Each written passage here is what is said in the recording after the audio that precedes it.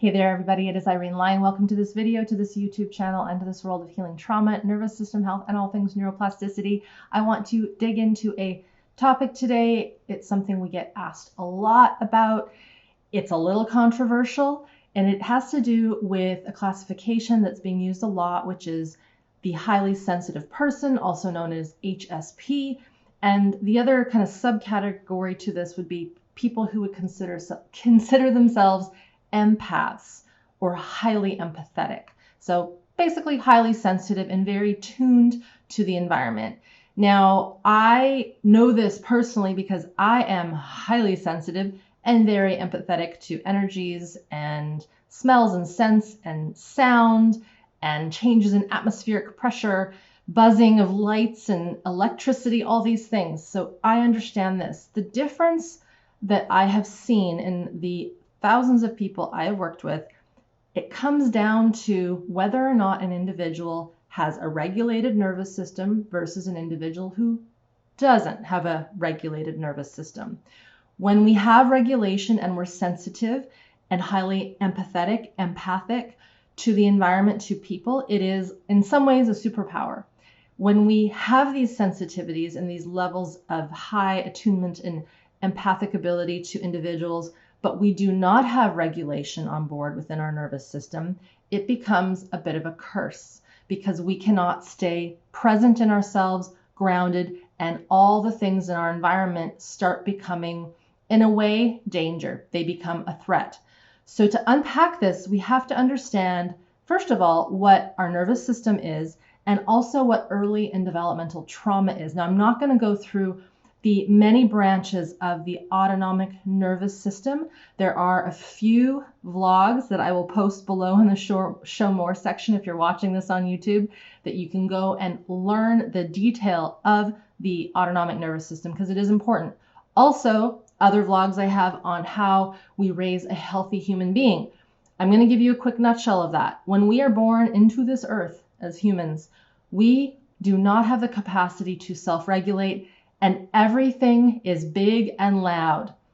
We are highly sensitive. If you have a newborn baby and there's a loud crash or someone scary comes into the room, they feel it, they sense it. They startle, they might start to fuss.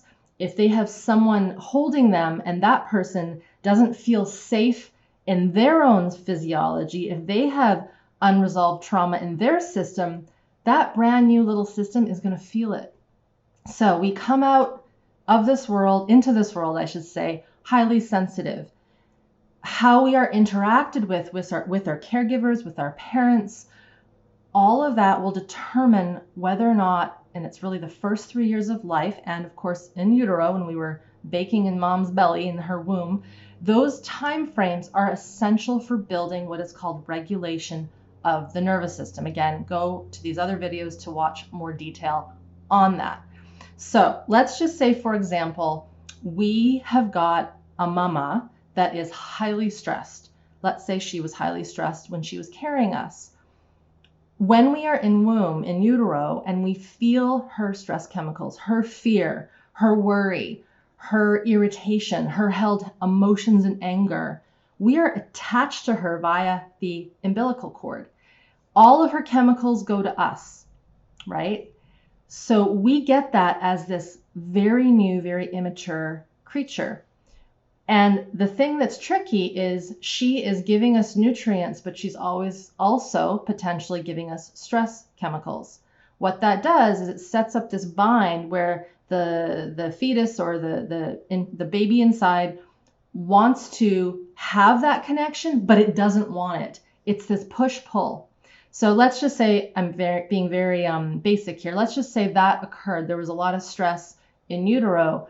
That will already start to prime that little one's organism to be in high states of fear, in high states of stress, and in what we would call dysregulation, which means that their capacity and their way of sensing the world is already getting tuned up. It's already getting overly sensitive.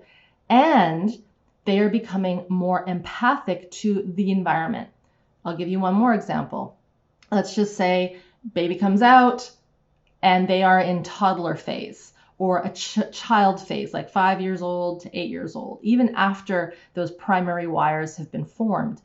If there is a sense of danger in the environment, and it doesn't have to be high levels of abuse and physical abuse and real big traumatic events, it could be just maybe mom and dad hate each other. Maybe they shouldn't be together. Maybe parents don't express their emotions. Maybe they're holding all their emotions in. Anything that is creating an environment where there is pressure and tension, and that little one cannot express themselves, their healthy aggression, their emotions, their vibrancy, their pain, their sorrows, their boo-boo when they cut their knee falling off of their bike. All these things that we have to navigate as little people, we need those big people to help teach us how to come down in a calm and regulated way. If we don't get that, that is another thing that can create this dysregulation within the nervous system. So if there's this sense of unsafety, there's a sense of I can't be myself, that organism, that human organism, kind of shrinks.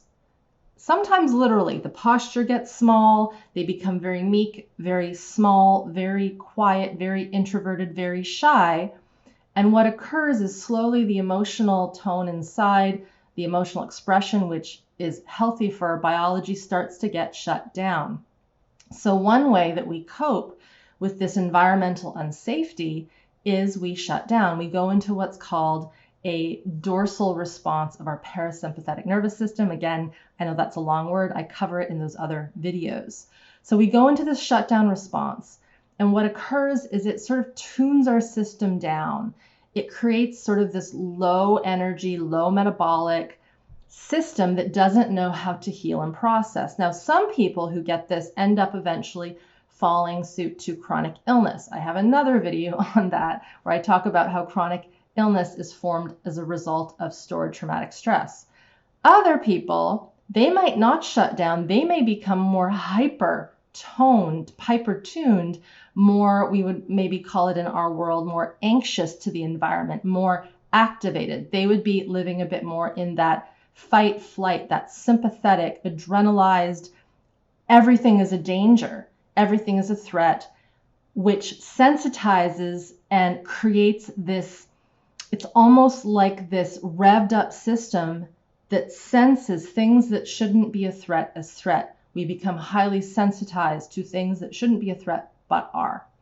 Okay, so when we are born as humans, we are sensitive, and we need to understand that in order for that sensitivity to become regulated and useful, we want to have that good nurturing with usually the parent dynamic, infant-parent dynamic. If that didn't happen, and we know this can cause what we would classify as early and developmental trauma. Now, there's another kind of category that I haven't mentioned yet, but it's important, because let's just say there wasn't abuse, there wasn't neglect, there was good attunement with mama and papa and baby. Another thing that we've seen a lot of in the somatic fields is when there's been a lot of injuries, early surgeries, premature birth, things where baby comes out and there's something wrong with their system and there needs to be medical intervention. That is terrifying for a little person who cannot make sense cognitively of what's going around. They're being poked, they're being primed, they're having blood withdrawn, maybe they're being given medications, and the system is kind of being onslaughted with all these things from the outside world. They can't make sense of it. That also highly sensitizes the system. So those are just a few examples of how our very immature nervous system, when we are in utero and born, can be thrown off by environmental circumstance, which leads us to becoming dysregulated, which then leads us to having these overly sensitized reactions, if you will, to the environment. It could be to chemicals, it could be to electricity, it could be to bright light, sounds, and then people. So I'll talk about how those of us that have had these early childhood experiences and we didn't have regulation, how we become overly empathic and tuned to people's energies. Let's just say, for example, give another example, we are a young person, could even be an infant, and again, like I said, maybe parents don't like each other, maybe one of our parents hates their job or they hates the situation they're in and they're frustrated all the time, and you start to feel these frustrations. You hear the foot stomps being a little more aggressive. You see that mom or dad, they don't feel like connecting to you, and probably because they don't want to put that energy onto you. But what occurs is over time, because typically this doesn't just happen one day, over weeks and months, and let's just say years, that little immature organism, the child, the infant, becomes highly tuned to their energy, to their physiology, to their emotions. And what they do, what we would do if we were in that situation as this little person, is we realize, I better really pay attention and really figure out what is going on with dad or mom today. And I'm going to feel their energy. And because we are electrical beings, we are emotional beings, we connect to other people through our energetic fields, through our emotional fields, through something called attunement. And so what occurs is we become highly sensitized and overly attuned, overly empathic to these caregivers so that we stay safe. How do we stay safe and feel and know what's going on so that we don't get into harm's way? Again, this leads us to be more shy, more introverted, and not wanting to connect in the same kind of way. Now, when we have regulation on board, when we have a healthy nervous system, we can connect and attune to people and notice how they're feeling, what's going on, but we don't join with them. We don't connect our energy with them and then have that energy bring us down. We want to know if someone's not feeling well. We want to know if our newborn baby doesn't feel well. We want to know if, we go down a dark alley. We want to feel if there's something not safe so that we can turn around and go the other way. If we don't have those sensitivities and those empathic abilities, we get into a lot of trouble. But we also get into a lot of trouble and a lot of, pain, uncomfortableness, feeling just oversensitized when these sensitivities are coupled with survival stress, when they're coupled with unresolved early and developmental trauma. So just to review again, this is this topic of people who would classify themselves as HSP and highly empathetic or empaths. It's not that that is wrong. It's just that we want to help all humans really become more regulated so that these sensitivities become a gift, but not in a way that they throw us off and they disable us from living. And in all my experience working with obviously myself and my clients, when we get the regulation back into the nervous system, what occurs is these sensitivities, it's not that they go away, they just become something that we have when we need them. They become something that is there when we might need to tell and read the situation. They allow us to know if something has gone off in our refrigerator, if there's a scent that isn't healthy, and then we take ourselves out of that situation. But what occurs is our system doesn't overreact and become re-traumatized due to these external qualities that are in the environment.